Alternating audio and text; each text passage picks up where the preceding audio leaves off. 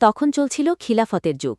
ইসলামী শরীয়ত অনুযায়ী খিলাফতের দায়িত্ব সত্য, ন্যায় ও যোগ্য ব্যক্তির কাছে অর্পণ করা হয় এবং তার দ্বারা পরিচালিত হয় দেশ। কিন্তু ইয়াজিদ ইবনে মুয়াবিয়া জোর করে রাষ্ট্রক্ষমতা দখল করে ক্ষমতার আসনে বসে, আর হাসান রাদিয়াল্লাহুকে হত্যা করার এটি ছিল একটি মূল কারণ। অন্যদিকে হোসাইন রাদিয়াল্লাহু আনহু এটির বিরোধিতা করেন। তিনি মনে করতেন ইয়াজিদ একজন অন্যায়কারী ও ইসলাম বিরোধী শাসক, তাই তিনি ইয়াজিদের বায়াত অনুগত্য স্বীকার করতে ও স্বীকৃতি জানান এবং ইসলামের সত্য ও ন্যায়ের পক্ষে অবস্থান নেন।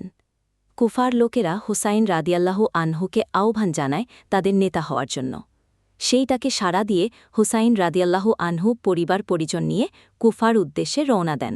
কারবালার যুদ্ধ।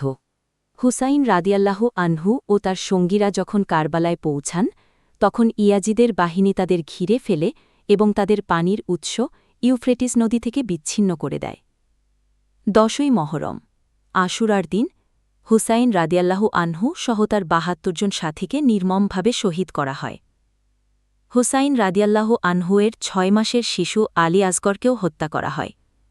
হুসাইন রাদিয়াল্লাহু আনহুয়ের মাথা কেটে দামেশকে পাঠানো হয়, আর তার পরিবারকে বন্দী করা হয়। ঘটনার তাৎপর্য। হুসাইন রাদিয়াল্লাহু আনহুয়ের শাহাদাত ছিল অন্যায় ও জুলুমের বিরুদ্ধে আত্মত্যাগের এক মহান উদাহরণ। কারবালার এই আত্মত্যাগ ইসলামের ন্যায়, সত্য ও নৈতিকতার প্রতি অবিচল থাকার প্রতীক হয়ে আছে। শিয়া মুসলিমরা প্রতি বছর আশুরার দিনে হুসাইন রাদিয়াল্লাহু আনহুয়ের শাহাদাত শ্রমণে মাতম করে থাকেন। সুন্নিরা এই দিনটিকেই রোজা ও দোয়ার মাধ্যমে পালন করেন। শিক্ষণীয় দিক: সত্যের পক্ষে দাঁড়ানো যতই কঠিন হোক, তাতে অবিচল থাকতে হবে।